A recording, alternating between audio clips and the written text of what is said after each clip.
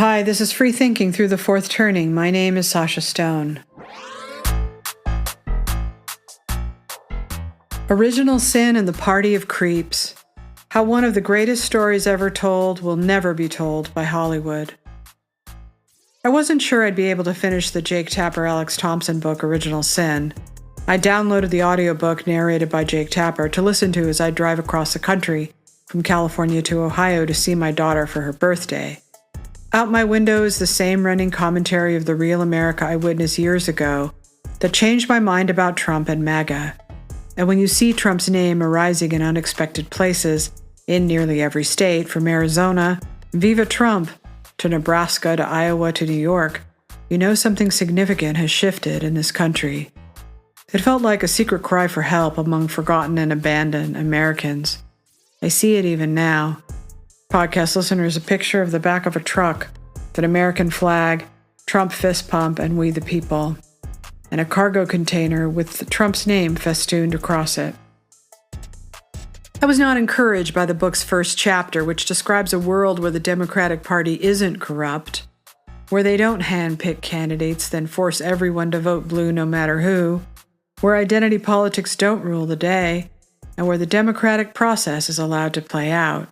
Here is Jake Tapper reading from Original Sin. Ponder the question that Democrats such as Harris and others who might have run in 2024, Secretary of Transportation Pete Buttigieg, Senator Amy Klobuchar of Minnesota, Governor Gavin Newsom of California, Governor J.B. Pritzker of Illinois, Governor Gretchen Whitmer of Michigan, replay in their minds. If Biden had not run for re-election, or if he had acknowledged his decay and changed his mind about it in 2023, what would have happened? If history is any guide, a competitive primary and caucus process would have produced a stronger Democratic nominee, one who had more experience with debates and taking questions from reporters, one with a more cogent and precise answer as to why they were running, one with time to introduce themselves to the American people. Past flip-flops on issues would have been addressed, policy proposals would have been fleshed out, winning messages would have been formed. The nominee would have figured out a way to respectfully but forcefully distance themselves from the unpopular incumbent president and forge a new path representing change. Would that candidate have been able to do 1.5 percentage points better in Michigan, 1.8 points better in Pennsylvania, and 0.9 points better in Wisconsin? To the Pluffs of the world, it's hard to argue no. If Biden had decided in 2023 to drop out, we would have had a robust primary, Pluff said. Whitmer, Pritzker, Newsom, Buttigieg, Harris, and Klobuchar would have run. Warnock and Shapiro would have kicked the tires of it. Maybe Mark Cuban or a business person of some sort. 20% of governors and 30% of senators would have thought about it. We would have been eminently stronger. Once it became clear to the world that Biden needed to drop out, Obama, former House Speaker Pelosi, and others pushed for some sort of open process in July and August. Biden's refusal to budge until July 20th. What a load of garbage. To quote Deep Throat and All the President's Men, oh, but it's touching. Just imagine Gavin Newsom attempting to challenge Kamala Harris. She might be the world's worst candidate, but all points lead back to her. You have to start there, whether they had a primary or not. They knew that, which is why they skipped the foreplay and went straight to the first ever installed candidate for president. So I didn't think listening to an entire audiobook shaped by a false premise and awash in false media narratives would be a good use of my time. Maybe I'd listen to, I don't know, the new Mark Twain biography. As Victor Davis Hanson puts it, Jake Tapper is an unreliable narrator because there would be no Biden cover-up if the media had done its job. And now he wants to say what? I have a little humility. I may or not. I sort of kind of was part of the cover-up, but now the real Jake Tapper is in this book who's now telling truth to power. No, you're telling truth to impotence. Joe Biden has got cancer. He's written off. He's in decline. The family is disgraced. It's easy now to write about that. It was hard and would require intellectual courage, moral fortitude to say this when he was the most powerful man in the world. And so, Jake Tapper, you failed that test because this is one of the greatest acts of duplicity, moral duplicity I've seen in my entire life. And it joins a long list of collusion, capers, conspiracy, bogus, frauds, ruses. Jake Tapper, you should go back and see what was your position on Russian collusion. What was your position on Hunter laptop disinformation? What was your position on the Steele dossier? What was your position on the 51 intelligence authorities? And I think in every one of those cases, you failed the test of truth. And you really did this time in the greatest cover-up in the history, as I said, of the American presidency. And it's not over yet, because we're going to learn more and more tragically about Joe Biden's medical condition, and to see if not just whether the cognitive disabilities of Biden were cover-up, but whether his prostate metastasized cancer contributed to that, and that source was also covered up.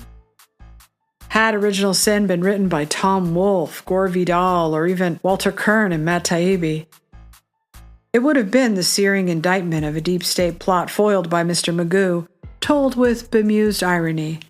But it is dead serious, for better or worse. But I have to say, in the end, I'm glad I stuck with it. It might not be the definitive account of the rise and fall of a once mighty empire I would have wanted, but it is a surprisingly revealing look behind the curtain all the same. Could it really be that Jeffrey Katzenberg and Steven Spielberg were brought in to direct Joe Biden with better light, sound, and acting coaching? Yes. Could it be that Rob Reiner and Jane Fonda broke down in hysterics at some mansion in the Hollywood Hills after the debate? Yes. If the aim was to scapegoat Joe Biden, they failed. He comes off as the most sympathetic, a victim of a massive machine of creeps that chewed him up and spit him out. Do they legitimately believe we would sympathize with some fat cat in Hollywood who threatens never to write another check unless they push Biden out? We're supposed to care what donors think? Tapper seems to have emerged from the grim experience with a bit of a perspective shift. At least now he's able to talk about the problems the Democrats have in a way he hasn't in the past 10 years. My son is now 15 years old, and he's a gamer. He's a football fan. He's starting linebacker on his varsity football team. The Democratic Party has no way of communicating with him. They have no entree into his world. And in fact, it's interesting. I went on a left-leaning podcast that shall remain nameless, and we were talking about my kids, because I think they were both people without kids. And they asked me about my son, and I said he was, he's a football player, and he wants to be a policeman. And their joke was about my 15-year-old son, oh, how does he feel about minorities? Like the idea that he wants to be a policeman, therefore he's racist, my son. And that was the big laugh, and then I got dragged in the comments and all that stuff. And I thought to myself, this is why you fuckers are losing elections. 100%. Like my football playing son, who has no political views. He's 15. He thinks about World War II and gaming and playing linebacker. That's his world. You're deciding he's a racist because he wants to be a cop. And why does he want to be a cop? He wants to be a cop because he wants to help people, and he thinks that's the best way he can help people. And that's how the Democratic Party talks to men, not just white men, but men. And, I get the idea that they thought Tim Walz could, what's the term he used? Code switch or something? He thought that he could translate the Democratic Party values because he hunts and fishes and owns a gun and was in the army and drinks a beer. At least there was an attempt. But I find it just insane. The value of Original Sin, at least for someone like me who fled the party in disgust in 2020, after watching them use all their power to take our elections away from the people and decide their outcome, isn't so much that there are any new revelations, but it's a book written from the inside with access to over 200 voices anxious to be heard. That meant following the events as they unfolded in real time, and let me tell you, there is pleasure in that. I found it cathartic.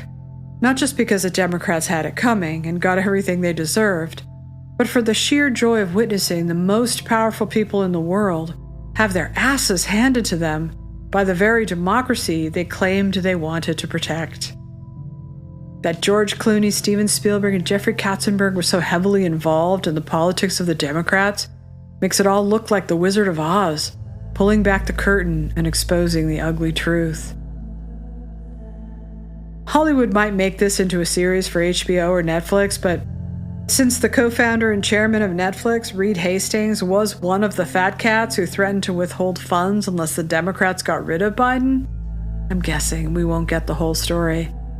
Podcast listeners, a headline: Netflix co-founder and Democratic mega-donor calls for Biden to step aside. But if they wanted to tell it like it really happened, it would make one hell of a tale. The story that writes itself. Hollywood doesn't have the guts to tell the whole story. They can't because they're part of it. They're way too cozy with the Democrats. And if they really wanted to tell the truth, they'd have to admit, as with Michael Corleone, they are part of the same hypocrisy. At best, they could cobble together something that paints Trump as the ultimate evil, that vain and selfish Joe and Joe Biden allowed to take back power. The real story is how they built a powerful coalition and had no choice but to turn to corruption to preserve that power. This would make a great long-form series. Episode 1, the Hope and Change candidate lights up the world and chooses an old white guy to be his Veep, just as JFK did with LBJ, a cynical ploy to make his youth, inexperience, and in this case, skin color, more palatable for a nervous electorate. Episode 2, the Hope and Change guy doesn't like the old white guy as a successor of his powerful coalition, which now includes all of culture, all corporations, all institutions, all media, all social media. Why go backwards? The old white guy with a stutter who just lost his beloved son to brain cancer was no longer useful to the Hope and Change guy. No one thinks much of it as he's kicked to the curb and embarrassed as not electable enough, not desirable enough, and past his sell-by date. So the Hope and Change guy picks the Wall Street sweetheart, the former First Lady and Secretary of State, to become the first woman POTUS. With the help of a grassroots populist movement and an old socialist challenging the Wall Street sweetheart, the party is fractured and Trump wins. Episode 3, the establishment and the Obama coalition decide that Trump should not be allowed to rule. Forget democracy. Who needs it? No old white guy was supposed to win, least of all that guy. Podcast listeners, a picture of the Women's March and a sign: the system can't withstand our collective resistance. Millions pour into the streets in an orgy of self-pity, imagined oppression, fragility, privilege, and narcissism. Mass hysteria takes hold. Cancel culture grips the left. Hundreds lose their jobs as they desperately try to undo the election results and get rid of Trump. They impeach him, they frame him, they smear him, they attack him. The OG old white guy waiting in the wings isn't looking so bad. An easy lateral move, an establishment pick, one old white guy for another. Episode 4, 2020 is its own whole episode. It has to be. It was the year the Democrats sold their souls to the devil to cling to power. They spent $1 billion with a well-funded cabal of elites to fund and amplify racial protests, change election laws, $400 million to collect ballots, and trot in experts to lie about everything from the laptop to COVID to the protests. They censored Americans on social media, and the FBI forced censorship of the laptop. The country sinks. Media credibility is destroyed. Large swaths of the electorate abandon the Democrats. But the old white guy wins, so finally he gets his dream at long last to be President of the United States. Episode 5, the old white guy is finally the savior he always dreamed he'd be. He became a blank check for Black Americans, trans Americans, and especially women of color. He would finish what the Hope and Change guy started. Are we topless at the White House? Welcome to the White House. Thank you. Happy Pride Month. Can we take a little video? Hi, Mr. President. It is an honor. Trans rights are human rights. Oh, it's a video. Oh, it's a video.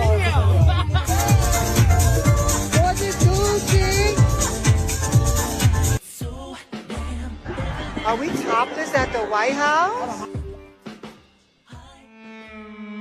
But the old white guy bungles the withdrawal from Afghanistan and his approval ratings tank. Americans don't see a nice old grandpa anymore. They see George Spahn, who just moved in the Manson family, who are now running the country. Now what? He goes after Trump and MAGA, calling them fascists, extremists, and a danger to society.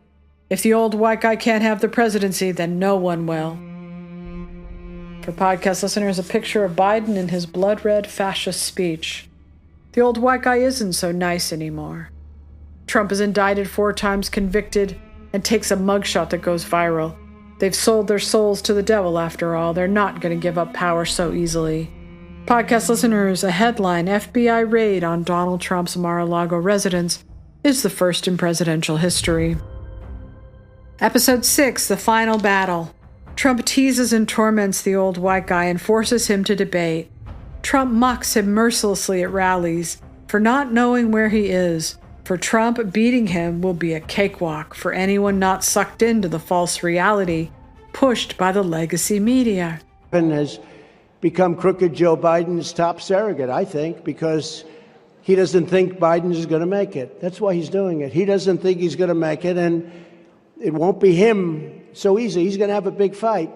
However, because there will be a lot of Democrats competing, it's going to be very interesting. But let's see. Look, some people say Biden's going to make it.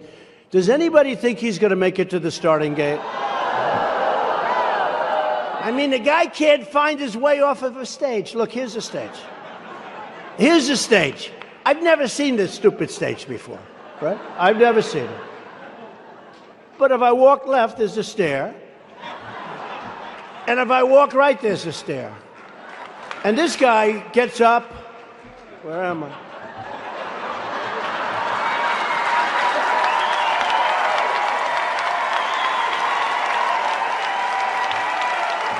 Where the hell am I? Where am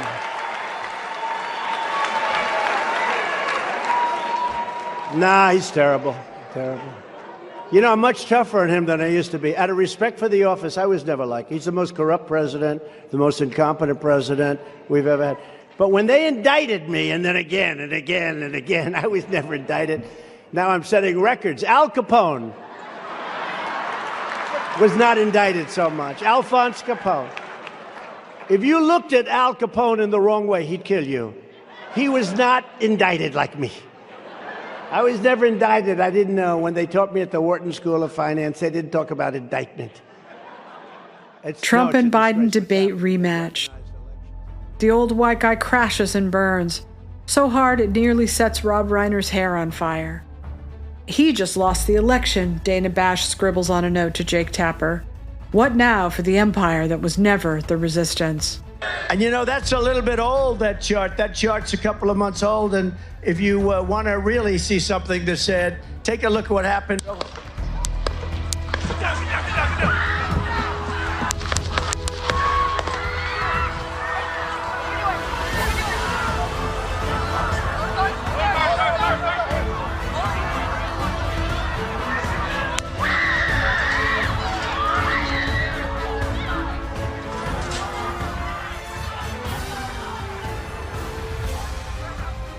Trump survives an assassination attempt at Butler the following month. His entire campaign is transformed. Elon Musk joins his dream team. This was our last best hope for America.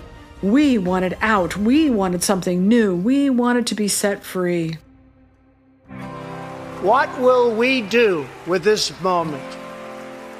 How will we be remembered? Look at the opportunities before us. This election really isn't about the left versus the right. It's about we the people choosing our government and the choice between freedom versus tyranny. Nobody has a chronic disease burden like we have. Why are we allowing this to happen to our children? Ultimately, the only thing that will save our country is if we choose to love our kids more than we hate each other. What is going on here is deeper than politics. It is deeply spiritual. We are being called to rise above the hatred and the fear and the evil. We need to remember above and beyond that we must love our neighbors, that we must treat other people as we hope to be treated. You want to be a rebel? You want to be a hippie? You want to stick it to the man? Show up on your college campus and try calling yourself a conservative. America is going to reach heights that it has never seen before. The future is going to be amazing!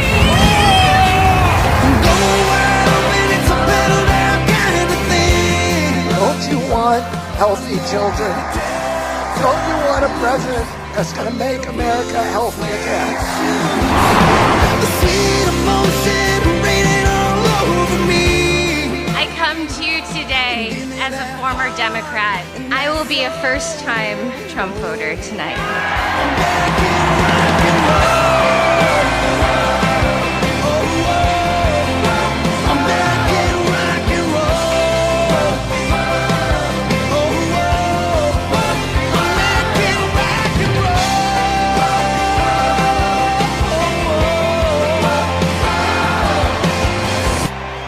The people dreamed this country, and it's the people who are making America great again. Making black new.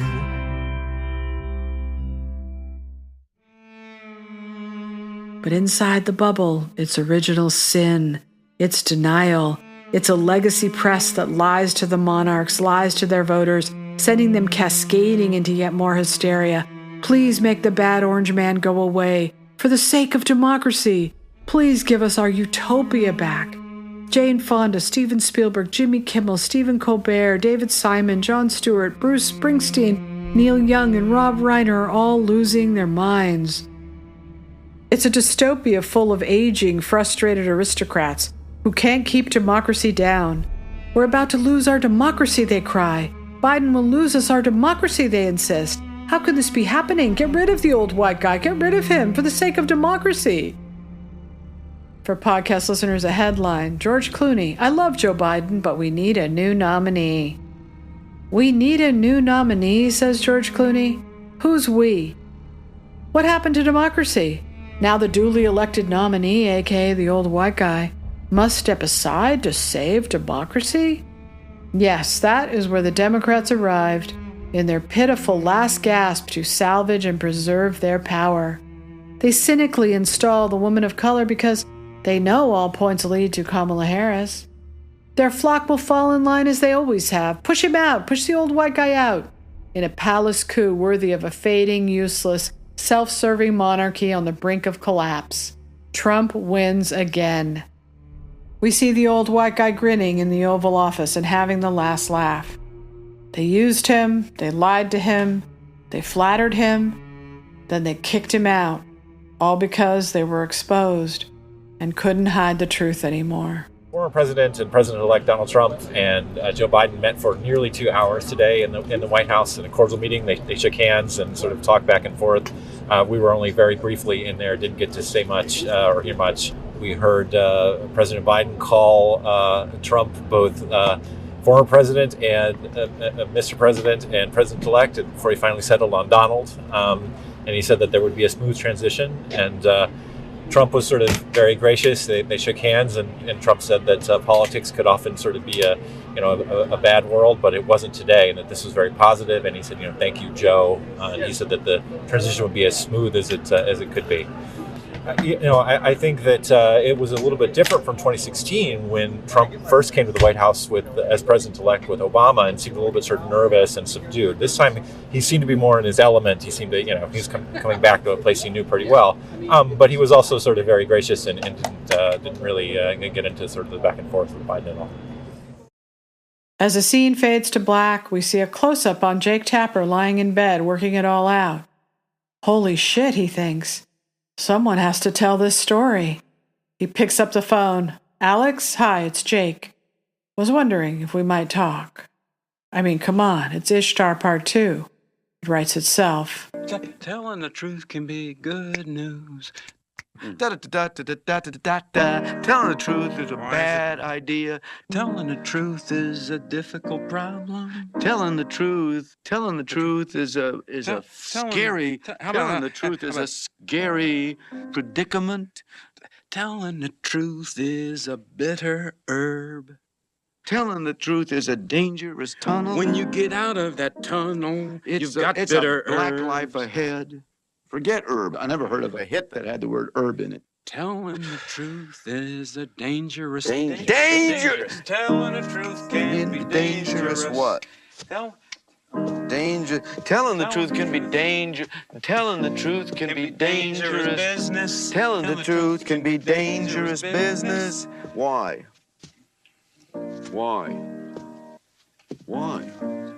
Telling the truth can be dangerous business because if yourself, you don't know why. Huh? Well, I'm just giving you what the idea is. Telling the truth can be dangerous business. If you don't know yourself, then you don't know why. Oh, is that brilliant? Telling the truth can be dangerous business. Honest and popular don't go hand in hand.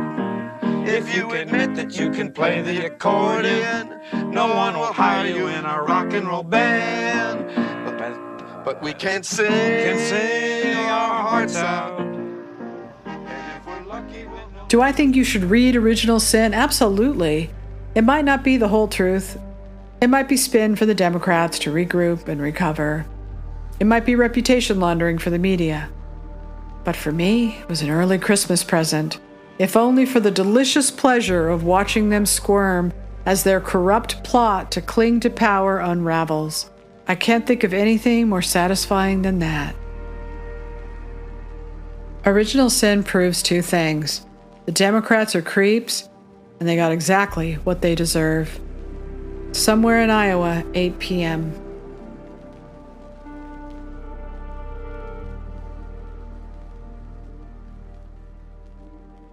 Thank you for listening to my podcast, sashastone.substack.com.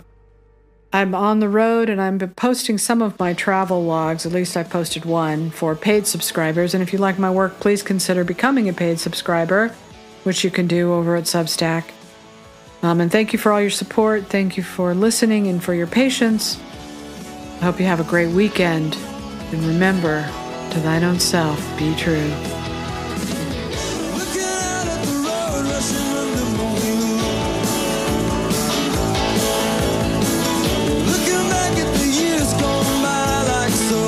So confused.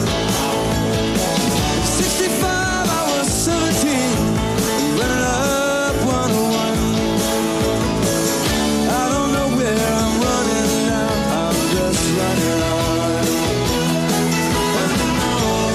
Running